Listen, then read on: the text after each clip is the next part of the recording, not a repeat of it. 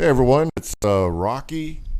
Haven't seen anyone here for a while. I'm here with tonight's guest, Matt Benton, and of course I have Kim here. How's it going, Kim? It's going good. How are you doing? I'm doing good. Haven't been on for a while, but now we get a chance to come on here and chat a little bit. During these trying times of the coronavirus. So it has been a definite, it's been an interesting year with all the craziness going on. But person I known for a long time in the paranormal field, he is putting together some videos, some movies, also Devil's Hour production, and he also has the movies that he's going to be talking to us about as far as documentaries. Now, when I say movies, these things are not reenacted. They're not any type of fake paranormal evidence. It is the one, the only Matt Benton. How you going? How's it going, man? Going pretty good. Right now I'm just watching it and it looks like you're lagging a lot. Are you calling me a lagger? 1 second. Yeah. There's going to be a lag with Skype, Okay. so. Not as bad at it. It's not as Okay. bad. Hopefully, Well, at least the hopefully video we'll get is through. Hopefully not as we'll bad get through this. We will get through this as we can. So, man, it has been definitely a minute, like since we had a chance to like work together. Talk about stuff, and Kim's gonna get some insight of what we've worked on before, and me and Matt have investigated together, and we have caught some amazing, great stuff. I have yet to even release the videos because of me being a lagger. So, but let's go back to like the field as far as Matt, like what got you into what you do, and like how'd you get into paranormal and everything? Well, I got involved because of an experience. Actually, I've had experiences when I was a child. That's what got me interested in it. Mm-hmm. But it wasn't until the summer of 2011 when I went to the Old Washoe Club in Virginia City, Nevada, where I had a very big experience because it was the first time I ever tried to communicate to them. Mm-hmm. And I actually got a response.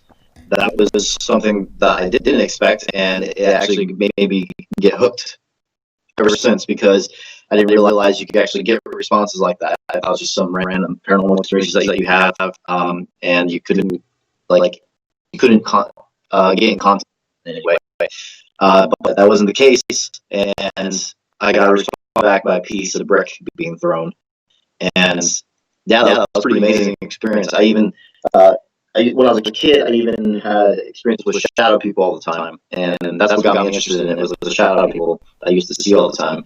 And now I have a tattoo representing those two things, Old Washoe Club sign, but in a little bit different look to it, and then the shadow people I used to see. So I literally got a tattooed on me because of it kind of is my origin story of why I got started. So it has meaning to me. Man, that is awesome. So from the time you've went to the Old Washoe Club until now has been like a lot of things I'm sure have happened since, especially Man vs. Paranormal, other of course haunted locations you have worked on. What do you like? What do you like to do in the paranormal? Like, do you collect evidence? Do you help those that need help? What exactly is your MO? Well, for me, I'm more of an investigator that likes to collect evidence. Mm-hmm. And I'm noticing this more because when I do client investigations, for some reason I get a little too excited about the evidence than I do. Well, with clients, I still try and help to the best of my ability. Right. But I notice, like, when evidence is happening, I was low key wanting it more. Oh wow, wow. And that's not a good mindset to be in when you're doing client investigation. So I was like, you know what? Maybe I should be doing client investigation. Maybe I should stick to investigating for the phenomena. Right. And so ever since like my last client investigation was back in 2017, where I did capture amazing stuff. It's actually an episode that's on my channel right now. So that was a really good one. Scratches formed in eyes, and a yell was captured. So that was really cool. Mm-hmm. What was captured? You're lagging a little bit. So basically scratches forming in front of our eyes. Oh, wow. That was really cool. Capture that all on video. And then also the scream or yell that we heard. Actually, I was the only one that heard it. I heard it straight through my Zoom H4n Pro Zoom. The recorder is a 4-channel recorder, very high quality. Captured the voice of a yell. It was really cool. So that's also in that episode. PRU case files is what it was. So Matt, are you able to hear those things audibly, or when you walk in and do those investigations, have you ever heard through your own ears, and then be able to confirm on the, the recorders? Yeah, I was able to hear sometimes you do, sometimes you don't, because disembodied, there's EVPs and disembodied. I would say disembodied is a little bit more rare. EVPs are rare too, like ones that you can actually validate are pretty rare. But yeah, EVPs and disembodies, it depends on the location. And I find interesting when you capture a legitimate EVP and being able to cross-check other devices.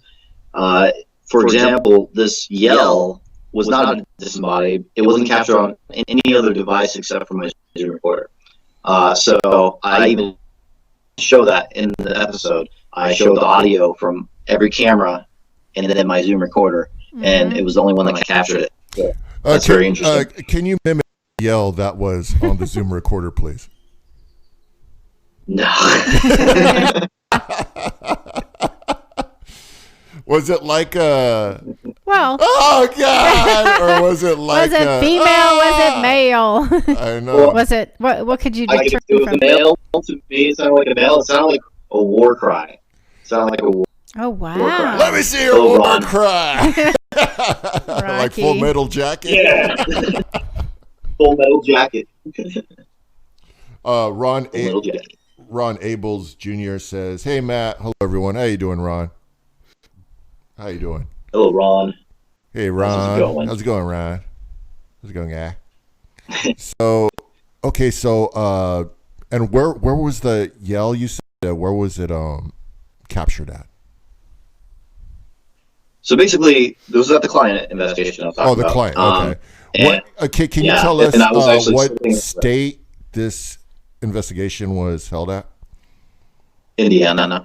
Okay. Yeah, I forgot. To be honest, it's been a long time. It was 2017 when I did this investigation. The episode's finally out. I'm proud of that piece of evidence. It's in my top 10 evidence pieces because of what happened there. By far, it's really interesting. But yeah, I've also, after that moment, I was like, yeah, maybe client investigations aren't for me. Because at the point she was getting scratched, I didn't say this out loud, but in my head, nothing more. Yeah.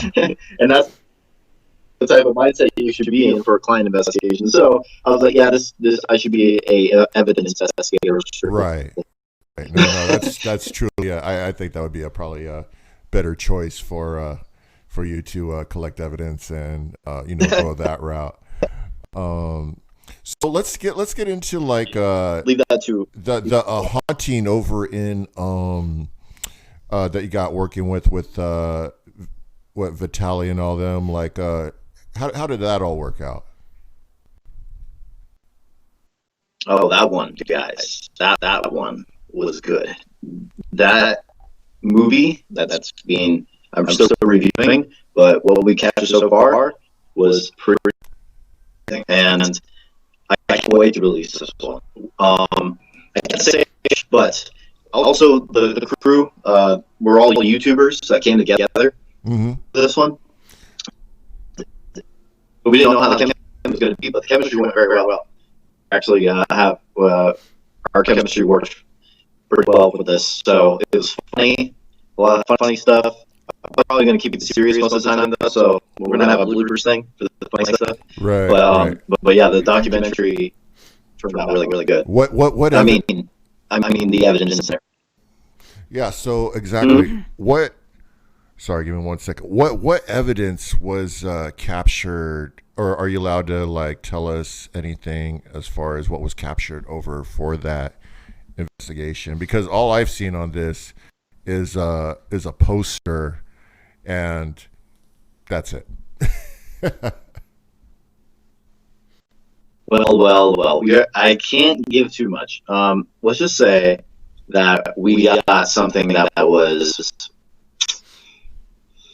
a Class A type thing, and I'm not talking about EVP. So, yeah. Well, let's just say that I can't say much stuff. So I'm just teasing you, because because here, when I do the trailer, you get maybe a sensitive of it, but not gonna exactly say what happens yet. Not until the trailer comes. I'm not until the movies actually. So when is this? You can't spoil it already. Yeah, I was gonna say when is this movie gonna come out? And of course, you said that there's no reenactments. There is no type of evidence that is falsified in this documentary. When exactly is this the trailer be released and the video is going to come out for this? Hopefully about 3 months. I'm actually trying to release it. The thing is that we're releasing on Amazon, so it also depends on Amazon. I hear that they take a bit. So we're in that running into that issue with Amazon. And so I don't know exactly how long it's going to take. I'm planning on finishing editing it in about 3 months. So I'm still reviewing at the moment. Kim had a question. Matt, so you're that you, as a kid, you would see shadow figures and things like that. And when you went to Washoe Club, you experienced a brick being thrown and things like that. And you did some residentials. But now you're a producer. You're producing movies. So what got you into that? To the documentary part of it? Well, actually, I've always been interested in filmmaking ever since I was I used to watch the making of all films I ever watched as a kid because I was so intrigued with it. The only thing is that I'm different about is that I was never really grabbed for fictional stuff. Like I didn't want to create like a sci-fi film or whatever like that. I'm not into that really. I've done some like comedy stuff in the past when I was in high school and stuff, but I haven't. That's not my passion. I love documentary filmmaking because I love telling true stories and going in depth in my own artistic way about it. And I have a dark mind, and I like to express it into my films. And so I also was watching horror films a lot when I was younger. And that's probably why I'm so desensitized now. But horror Horror films. Horror films. Oh, horror films. Now, so Matt, one last question. Matt, did you go to college or did you take classes, or was this a self-taught thing for you? Mostly self-taught. The only thing I did go to college later, but the only thing I learned from college was Photoshop is something I learned, which helped a lot. I'm glad I learned it because now I can do better thumbnails, better promotion stuff with Photoshop. Then another thing I've learned was, I think, from college. No, I did green. I was actually taught how to do green screen in my visual media arts class, which was in high school. That's where I actually really tried to dive in. Was in high school, and actually at the same time I was getting into paranormal in 2011 is when I started to get into video editing more. I was video editing before that, but not with a professional program. I was using Windows Movie Maker as my first ever editing program. And I was just making fighting montage videos with my friends, like we were wrestling, and I made montage videos. that's how I started out, and then it led to paranormal, after that, because after that experience, I was like, no, I want to document this. It's very cringy stuff now, but at the time, it was something I really loved. Well, I'm making a documentary right now, and it's fascinating because I keep finding more and more pieces to the puzzle, and it just keeps delaying it longer and longer, but I think it's worth it in the long run. How long have you been working on your movie right now, your documentary? How long I've been working on it? Well, I've been working on it for which one? The two, the newest one, or yes. The one I've been working on for a while, but it doesn't have any legal issues. So the newest one I've been working like just recently got done with it like a month ago, or almost a month ago. So yeah. Actually, no. 2 more days. No, about 4 or 5 more days will be a full month. Is when we got done with it. So. I mean, how long have you been gathering evidence for those two documentaries? Well, for those two documentaries, Everest Paranormal was a long period of time because it was 4 locations for Paranormal. The first time was Round County Infirmary, but then I got back home and Round County Infirmary, I was in the middle of reviewing for many days. But my hard drive crashes. I learned a hard lesson that day to always back up your footage, because I lost everything. It scratched. Got scratched. Scratch. When I was actually in the bed reviewing. Yeah, I was in the bed reviewing. The hard drive falls down, and then while it was running, it scratched the disc. Oh man, that's and so that sucked. And so I lost everything, even all my Soul Seeker stuff, everything. And now I have 32 terabytes of hard drive space right now, and I'm backing everything up. So that will never happen again. Greg says, "Hi, Matt." Hello, Greg Summer. He actually helped with photography with Man vs. Paranormal, so that's cool of him. And so basically, now then I had to do 3 other locations. That time, I learned my lesson. I have everything backed up, and it was interesting. That's going to be featured in the documentary, those 3 locations. And then we have the newest film, which is the Harrisville Farmhouse. I haven't really gone in depth with it, but the Harrisville Farmhouse is the same house from the Conjuring movie. The name of the movie is called the Harrisville. Yeah, so the original, from the first Conjuring movie, is the house that we got access to. Ever since I learned that new owners took over, and they actually are allowing people in finally, because I was actually researching this literally 3 or 4 years ago about this house, and I couldn't get access to it in the past. So now when that opportunity came forth, Joe and I went straight to it. We're like, we're going to do this next month. And we drove all the way down to Rhode Island to go do that. So how long was the drive?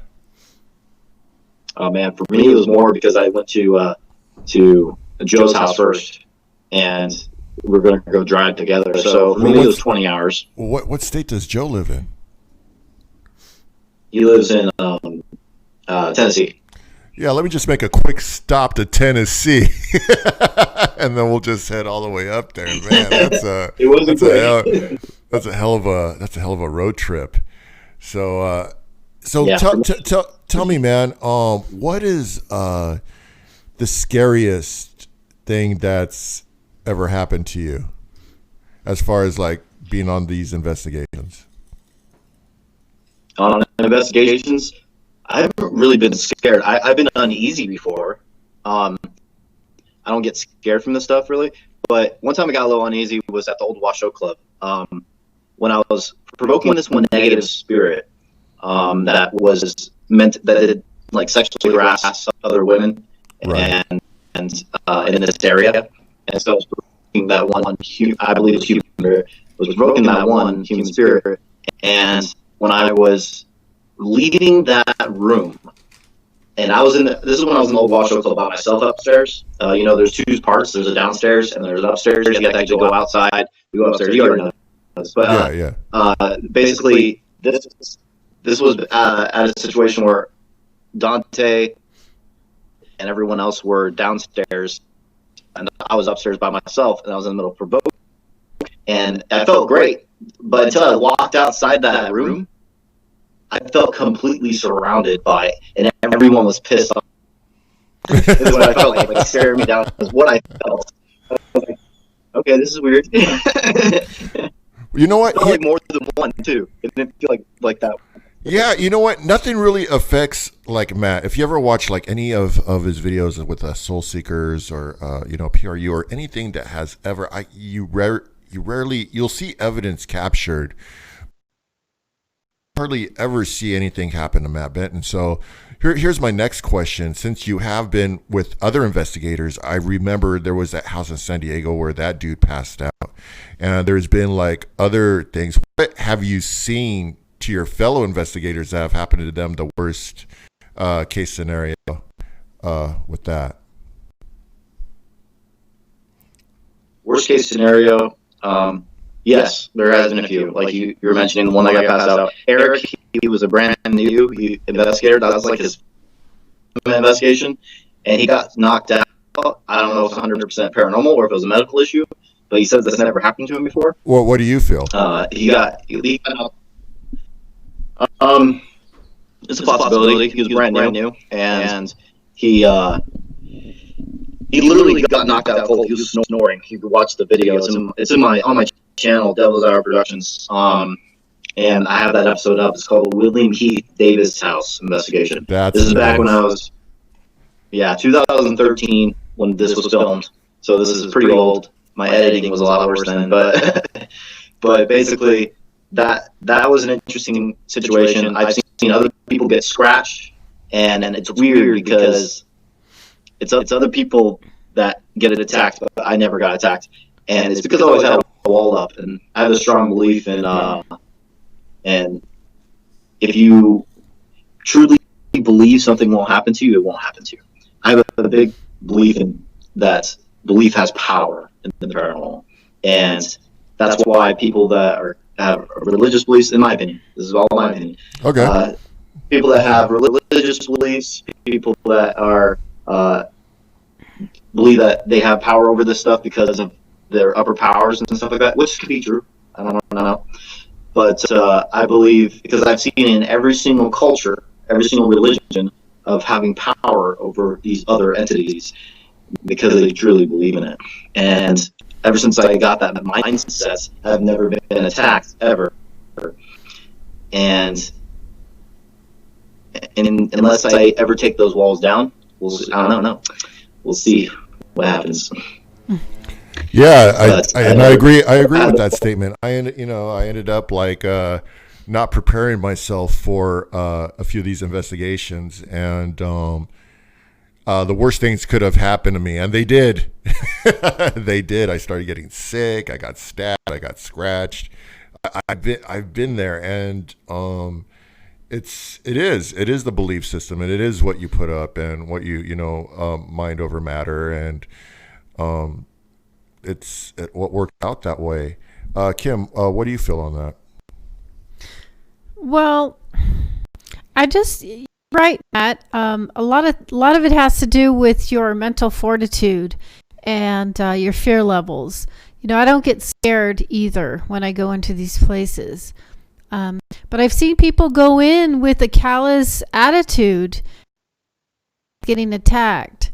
So, and laughing and taunting and doing very disrespectful things, and they're the ones getting attacked. So, and then there's, like me, I have a very, very strong spiritual aspect to my being, to where, I try to create a higher vibration, and I try to go into places higher vibration, and I don't really get affected, but I have come home and had nightmares and things too. So, it just all depends. It just all depends on what you're dealing with, and if you happen to go into a place where, there's some more powerful entities that you weren't aware of or weren't ready for. Those can really hurt you. Yeah, I've had experiences before, and the only time that's ever happened is when I had some sort of doubt in something. And then ever since I got rid of that doubt, I've never been affected. And I think the only thing that can, this is so far, I don't know 100%, obviously. So far, I think the only thing that could, when something happened to me, is if I let it. And that's my belief right now. So we'll see what happens in the next 5 years or something like that, because we've been doing this for almost a decade. So it's about 9 years I've been doing this, and I found out like certain things along the line. Like I used to have things follow me home a lot when I was first starting out, and I was in a different mindset then, and I kept changing. Every single year, I feel like a completely different person every year, and we'll see what happens the next year or the next year. But as of right now, my beliefs are: if you truly believe in something, it won't or will happen to you. It depends on your belief. So, and that's been my shield, and it's been working. And one day I might actually take down that shield and see what happens. So, well, that's funny you say that, Matt, because what? Go ahead. I was just saying that my curiosity gets the best of me, so I might take down those shields one day. So. Well, okay, so I know Rocky has, I think, taken down his shield. His fear levels have once you get fearless, which I believe everybody should have that mentality, be fearless. He has expressed to me, I don't know if I've heard this before, but he's expressed to me that that he pushes himself farther and farther as far as fear goes, and to where that's why he wants those experiences. So I think he goes in there with the intentions of facing his fears and things, right, Rocky? I'm so fucking scared right now. So like you said, so then you go in there very open and ready to confront anything that comes at you, and they do come at you. Oh, they come at you hard. They come at you hard. And it's funny because when they come at you, it's like you could go on, and Matt could, we've been through this. We could testify to this. You could go into a location, and then they will not interact at all. Like you could be there trying to talk. You feel like throwing a K2 at them. It's like you'll be there trying to like communicate, and you start getting pissed off because. Like you go there to get evidence, they're like, you go there to see, like, I mean, there's different scenarios, but most of the case, if I'm going somewhere, I want to collect evidence to prove like, hey, this location is haunted. So you go to that location, and then you're there, and then there's just like a complete distill of energy. You don't feel nothing. You're starting to get tired out. You're asking the same questions. You're doing the same thing. You're trying new things, and at a certain time it could be like, so say you start at like 9, so you're there for like 5 hours, like what, I give up. And the moment you start to give up, all of us, you don't even have like all your equipment on, you start giving up. You're like, oh, I don't need this camera anymore, I'm not getting anything, this other stuff like not working for me. Then all of a sudden the energy at a notice will just start elevate. It'll pick up like a spike, like quick status, boom, and then all this weird stuff will start happening at the location. And one of the perfect was the Patterson house. I was there. I was packing up. I'm like, you know what? We were getting some stuff, but it seemed to like settle down to where it like started going down again. And right when I put all my equipment away, the piano started playing. We started hearing footsteps upstairs. Hearing footsteps. Like I have things. no way to collect evidence because I already like put everything away because we're cutting it early. But it's just like that. You never know what to expect.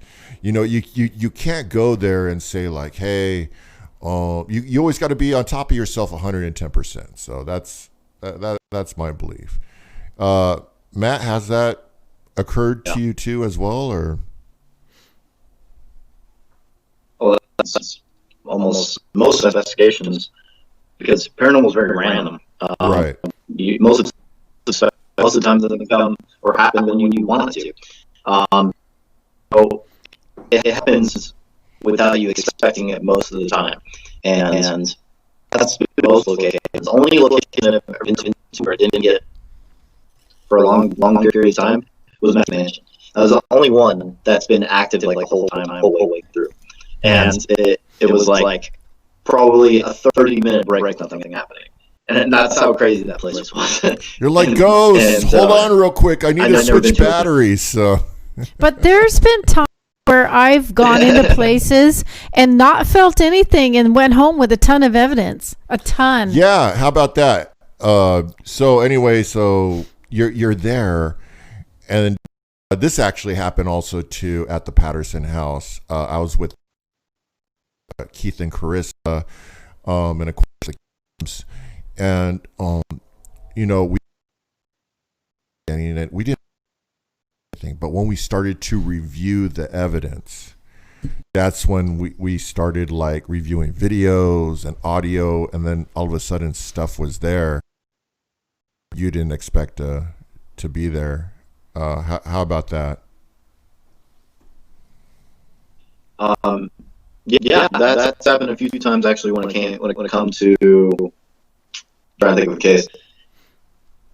I think Randolph County Infirmary. No, I had some experiences there that I remember. That no, I was having. That's harder. I think there were some cases.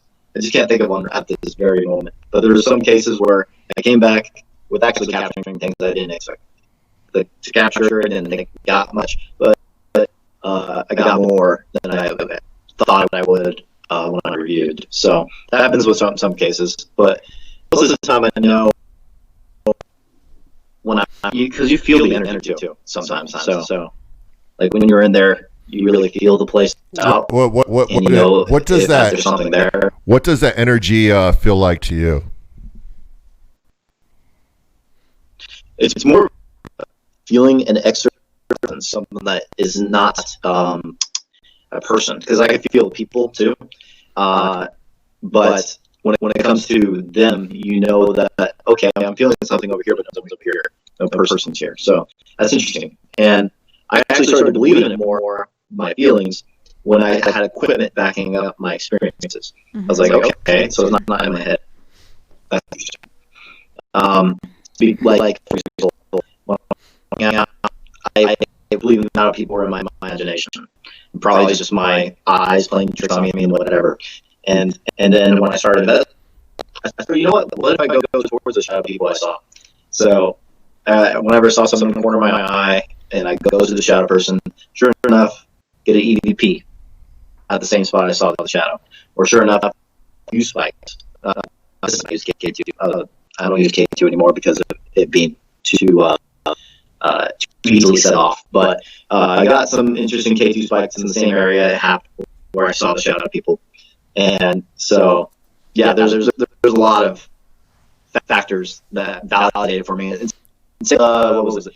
I also have had millimeter experience where Higgins Sport, where I was like, I was telling Austin at the time, Austin, I feel something on my left side over here. Bring that over here, and then sure enough, right when it comes over there, the mill starts going spiking, mm-hmm. Right next to me. So it's like experiences like that scientifically validates on personal. So I got to feeling things out. So have you ever taken along a non-believer with you on any investigation, and have they ever like ran out or freaked out? Or it's funny that you say that. It's funny that you say that, because that was my original concept. I even have I'm sure stating that. But I was wanting to get skeptics to come along with me. I'm here to try and prove this to skeptics is what the reason why I started. I think that's what we all do. Originally, I was like thinking, I was pursuing it to prove I wasn't crazy, and then myself. Mm-hmm. I started to try and use it to prove it to skeptics. And so basically, for some reason, I want people to know. It's like there's millions and millions of people that are experiencing paranormal activity at least once in their life, and it just fascinates me that it's not a bigger topic or big as a deal as it should in the science community, and it should be taken because the amount of reports on it is insane. Like anything else that wasn't related to ghosts or anything that's more controversial, like to religion, I feel like it would be more investigated by science. But since it's controversial in a lot of ways, religious wise, and also pseudosciences and stuff like that, is causing issues in the paranormal field. On top of that, there's an issue with the paranormal community. Well, there's way too many people. I remember like back in my day, this was like taboo. Like back, during the 90s, 80s and 90s, like you start talking about stuff like this, they're gonna throw you in a crazy house, But like, I believe since so many more people have had experiences and have been able to open up to it, I believe religion had to play a part in that as well, because in a crazy house,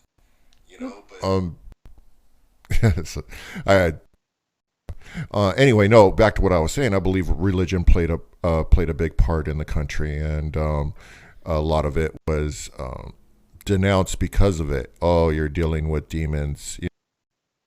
You're up demons. You're everything that has to do with this is some type of negative aspect, rather than it being open-minded. Well, how do we know it's something negative? How do we know it's something that we can or can't communicate with? So with that being said, nowadays I believe the paranormal field has opened up a lot, but that's just my personal view in today's time. Oh yeah. And it's just, I don't know, like a different perspective than I want to say like 20 to 30 years ago. So yeah, I agree 100%. It's definitely gotten bigger since then, and it's more of the science community that isn't taken seriously enough, is what I'm talking about. But definitely gotten bigger ever since TV shows have been being created, like Ghost Hunters and Ghost Hunters. They were like the first ones in America that's gotten big. Most Haunted was the first ever for starting in England, and ever since these shows came out, it got bigger to everyone. People were more sense of it than they ever have been, and also I think paranormal activity has changed a little bit too in some ways, because I've been researching a lot about old school paranormal activity, and there's been a lot more levitation. It sounds like a lot more like crazy situations that I rarely see now. But apparently, it was like way more like crazy back in the day, according to the Warrens, according to some other investigators that I actually got to interview. Can't talk about it yet, but that are the old school investigators.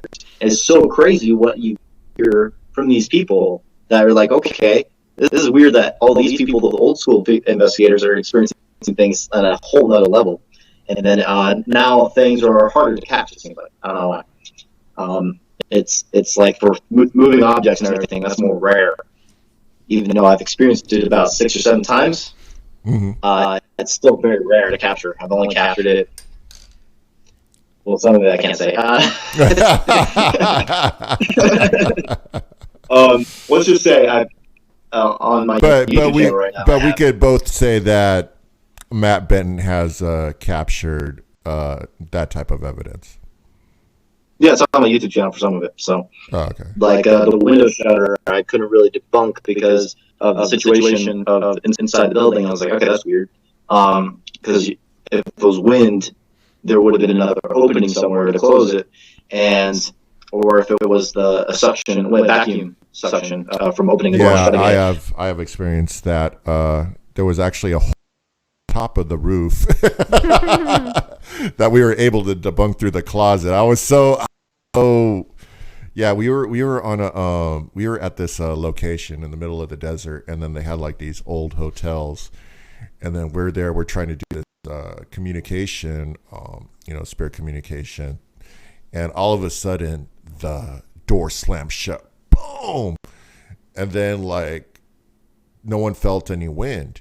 Well, it comes to find out that like since the building was old, we opened up one of the closets and there was a hole in the ceiling, so it created that vacuum suction for that to happen. I thought it got me off guard, but yeah, a lot of people will claim, that as the. I believe most people should always, what's the word called, double check their evidence before posting it on certain situations. So it's called critical thinking, which is the paranormal field is completely lacking. And or that's why another reason why I don't think we're taking seriously enough. Yeah. Yeah, that's also why I don't think the paranormal field is taken seriously enough, is because there's not enough critical thinkers in the paranormal field. I feel like it's mainly a lot of people like, oh my God, let's zoom into this very, very pixelated photo, and I see a face. It's pareidolia. Pareidolia, yeah. And then there's all this dust stuff going out there. Even Ghost Adventures to this day still does that. Dust and bugs. So like it's crazy that this is still an issue, and it's a science that's already been explained to everyone. So and everyone should understand, but they ignore it. So what? Yeah, I don't want to get into the. I don't want to get into the topic of orbs right now. I don't. Hey, go check some of my old videos. I believe some of that stuff is orbs, and now today I'm like, yeah, that was just dust. All I can say, you better clean your house before I come over there and investigate. That's what I'm saying. So. Some orbs right now. I always make every single investigation. There's always dust orb. So every single investigation I go on, I was like, "Don't be alarmed, guys. I just caught the dust orb." It's always funny to everyone, and I think it's funny also. So I dramatize it because it's funny to me. Hi, Greg and Kim. Oh, that's Ron. Hey, what about me, Ron? Oh, Ron said hi to us earlier. Hey, Ron. Hey, Ron. Where's Tracy, our favorite? I don't know. I don't know where Tracy's at. I'm surprised he's gone. And now we got Ron.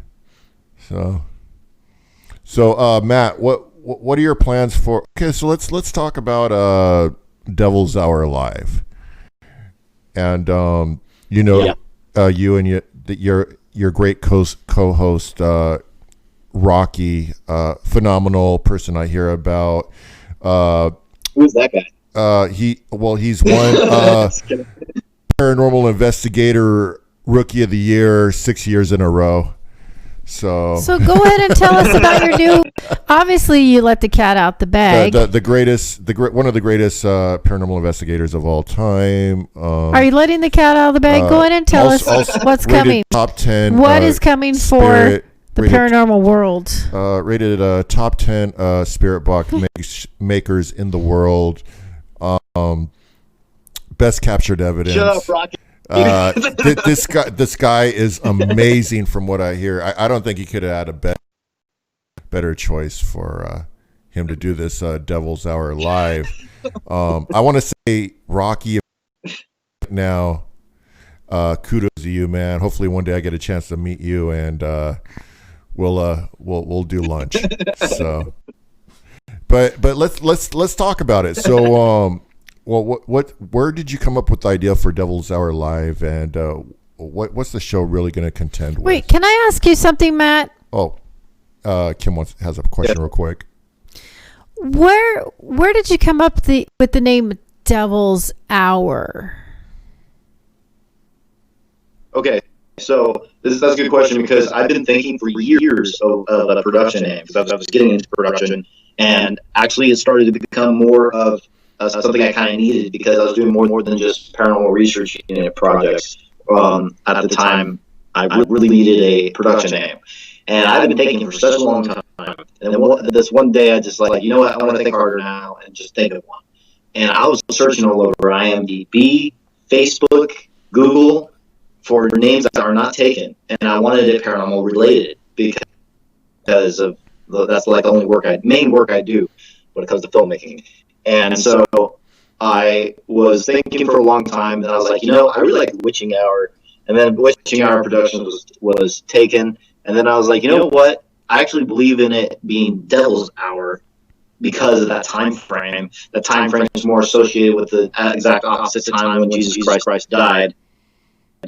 And so I was like, let's go with it goes with my creep factor also of how I like to edit my videos. So you know what? Let me go with Devil's Hour.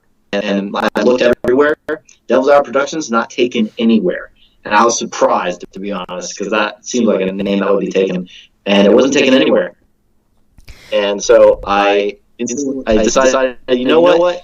It goes with my vibe, and I really like the name. Sounds awesome. So let's go with Devil's Hour Productions. And so I told I was talking with my team at the time too, actually still, and we were coming up with the names together.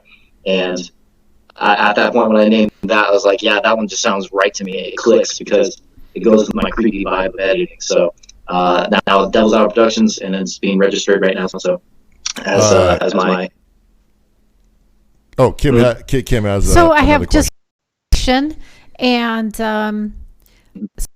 mentioned, you've got a creep factor, you've got some kind of dark, you're fascinated, and you said something about having a dark mind. And I think people that are fearless in that nature in the paranormal field, you're not afraid to go in there in the dark. What tell us about that dark factor and the creepy factor. I mean, what is it that intrigues you about all that? Well, I don't know. I think it's because I've always loved being scared when I was a kid.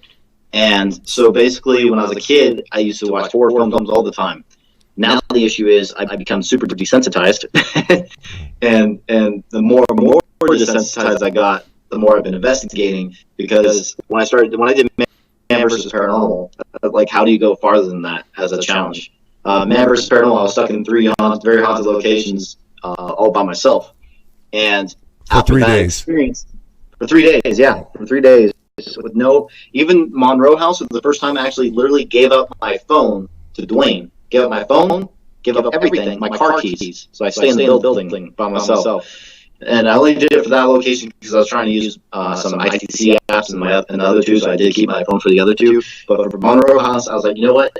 I want to give away my communication, and give away my car keys so I can't drive away. And that's what I did. And I stayed in the building for 3 days. And let me tell you, it's a very mental thing you're going through. And ever since I've done that, I've become even more desensitized from paranormal. Like, I could stay in any place by myself if I wanted to. And what really started it was that I started watching horror films when I was very young. So I'm very desensitized now. There's something about the dark stuff that I like, that's interesting to me. It's just, I love black. I love creeping people out. I love giving people the chills. I love having those emotions. My favorite emotion is the chills type of emotion. The chills could be also multiple things. It could be the chills of something dark and creepy, or the chills of something inspiring, and it just gives you the chills. And sometimes music. Yeah, like I was gonna say, like a good like song that. you haven't heard in a long time, and then like you'll hear it, and then all of a sudden you have that good energy. Right. Yeah, good energy. Yeah. So Kim had another question. Well, I just think it's interesting. When Rocky had mentioned that you and him were going to do the Devil's Hour live, right? So yes, you haven't explained that to the viewers yet, but you guys are going to have a talk show and interview people and things like that. But Rocky also said that you and him are like two peas in a pod. And the reason why I can see this, and I believe that he's right, is because you push past your fear. You and Rocky have something in common where you really push past your fears. You're fearless. You're going in there. You're not afraid to confront the darkness, which is, without light, there wouldn't be dark. So that's just a balancing. And I think that's kind of cool that you guys are, hooking up to do this this new thing. I believe once you go past your boundaries as far as an investigator. You start from the basics and then you just graduate. I mean, it depends. An investigator or what you want to do inside the paranormal field and how you're able to constitute what your goals are. And in order to get past certain goals, subside your fears and continue to grow as an investigator. And I think a lot of investigators fail to realize that they don't want to surpass what they have. You know, like even with just equipment in general. Like I know investigators that have just used the K2 for like the last 10 years. You know, like that's their thing. You know, and I don't denounce or I don't belittle or say anything bad about that if that's their thing.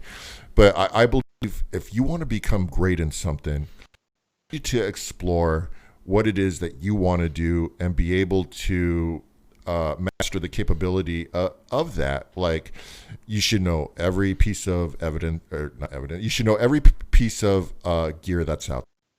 You should have an idea of well-established idea how you're going to be able to capture evidence and where to place cameras, and everything plays a major part and a major role.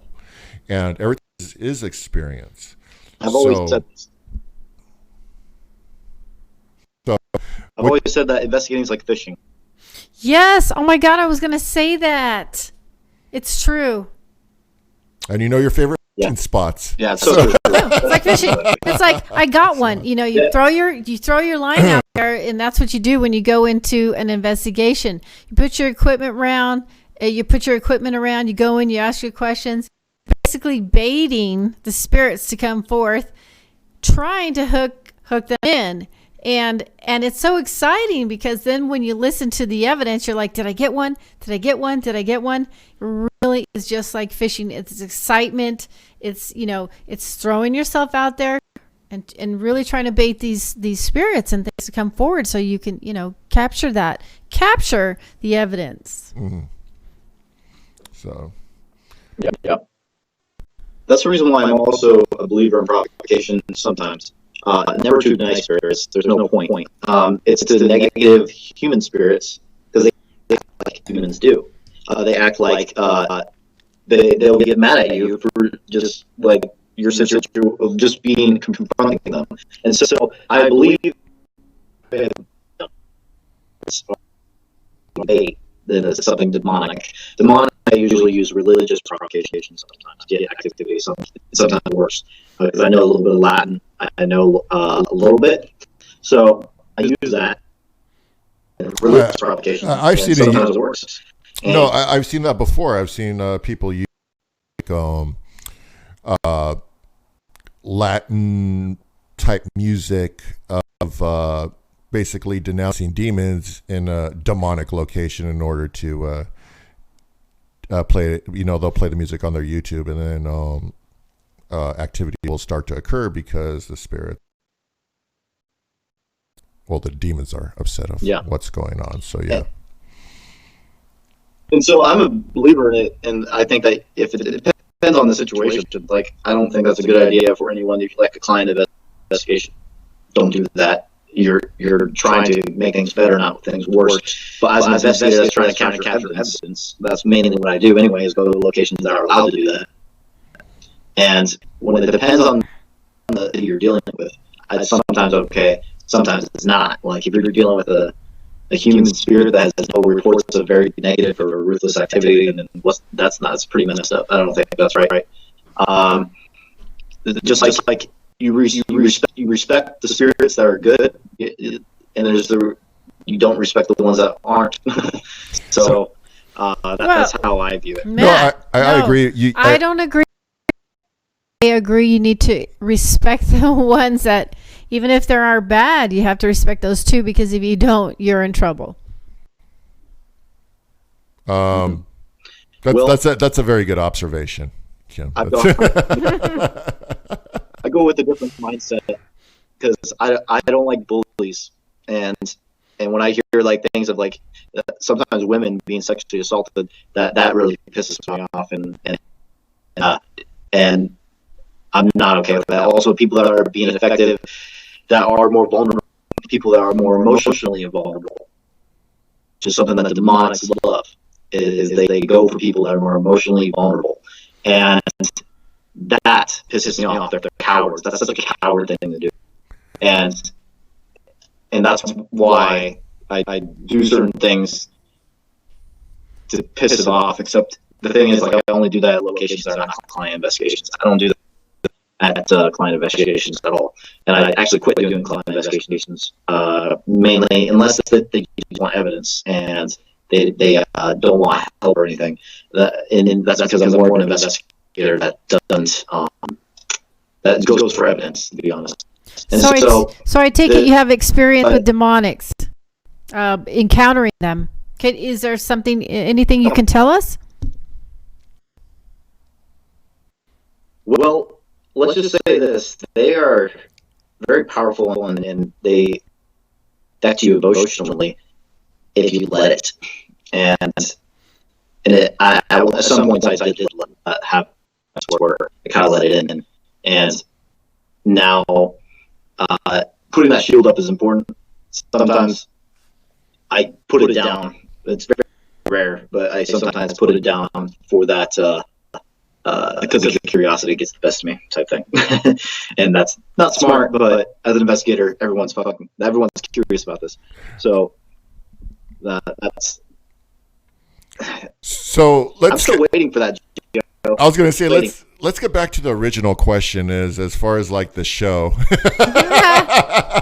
how we fell into this category. It's very good information. Because it always that. So it does. But as far as the what can they expect from Devil's Hour Live? So Devil's Hour Live. Okay, the reason why I created this idea.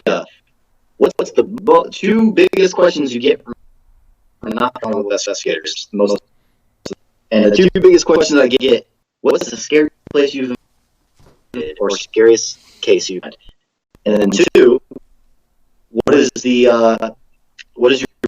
evidence? The one that what's one of the coolest captures you captured? And so I'm just kind of wording it how they do, because I worded it differently. But so I was like, okay, why don't we make a show about those two most asked questions? And we go across the globe and talk about their most extreme cases and their best piece of evidence. And then I find that entertaining. Even I'm interested in that stuff.